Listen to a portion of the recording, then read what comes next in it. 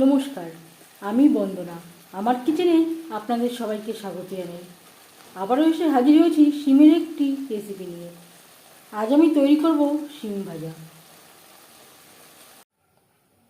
শিম ভাজা তৈরি করতে এখানে আমি নিয়েছি 500 গ্রাম শিম।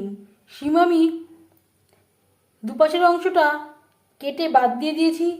আর এই সরুর মতো একটা আঁশ থাকে, আঁশটা আমি ছাড়িয়ে নিয়েছি। তবে দেখে নেওয়া যাক আজকের এই শিম ভাজার রেসিপিটি। আমি রান্নাটা করব রিফাইন্ড অয়েলে, আপনারা চাইলে সরষের তেলেও করতে পারেন। 3 চামচ রিফাইন্ড অয়েল গরম করে নেওয়ার পর দিয়ে দেবো পেঁয়াজ কুচি, চেরা কাঁচা লঙ্কা।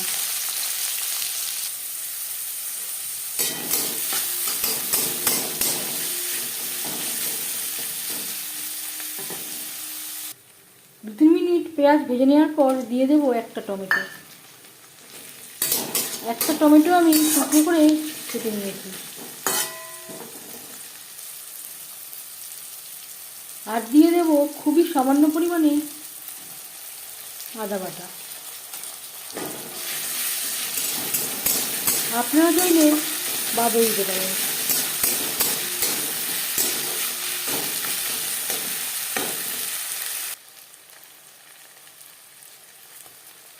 স্বাদ মতো লবণ, পরিমাণ মতো হলুদের গুঁড়ো।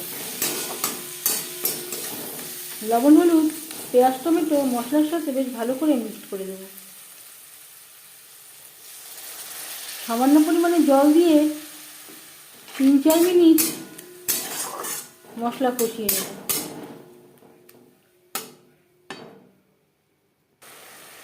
3-4 মিনিট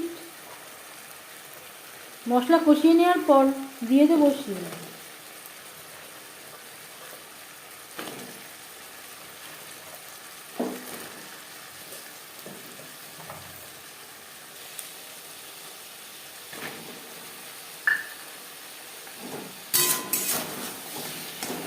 মশলার সাথে শিম বেশ ভালো করে মিক্স করে দেবো। প্রথম 5 মিনিট রান্না করব হাই টু মিডিয়াম ফ্লেমে।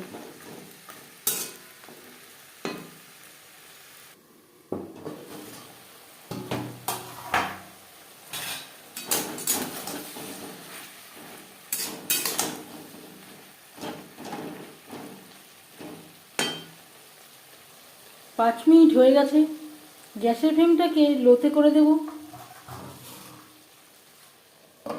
আরও 5-6 মিনিটের জন্য ঢেকে দেব।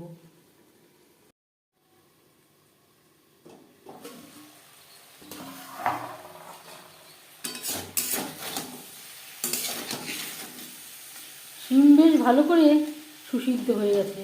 আমি আর জলের ব্যবহার করলাম না। ঢেকে দেওয়ার জন্য শিম থেকে যেই জলটা বেরিয়েছে তাতেই শিম বেশ ভালো করে সুসিদ্ধ হয়ে গেছে। আপনারা চাইলে সামান্য পরিমাণে জল অ্যাড করতে পারেন।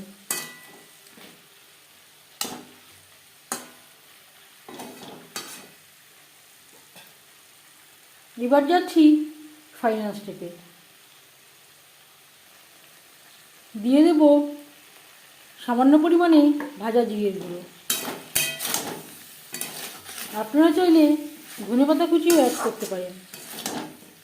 1-2 মিনিট নাড়াচাড়া করে নেওয়ার পর গ্যাসের ফ্লেমটা অফ করে দেব। 5 মিনিট ঢেকে স্ট্যান্ডিং টাইমে রাখবো। শিম ভাজা রেডি সার্ভ করার জন্য। এই শিম ভাজা রেসিপিটি কেমন লাগলো অবশ্যই জানাবেন কমেন্টের মাধ্যমে। যদি এই রেসিপিটি ভালো লেগে থাকে লাইক করবেন, শেয়ার করবেন, সাবস্ক্রাইব করবেন আমার চ্যানেলটিকে।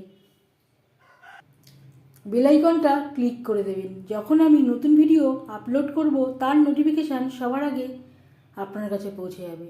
আপনারা সবাই অনেক অনেক ভালো থাকবেন। এই ভিডিওটি দেখার জন্য ধন্যবাদ।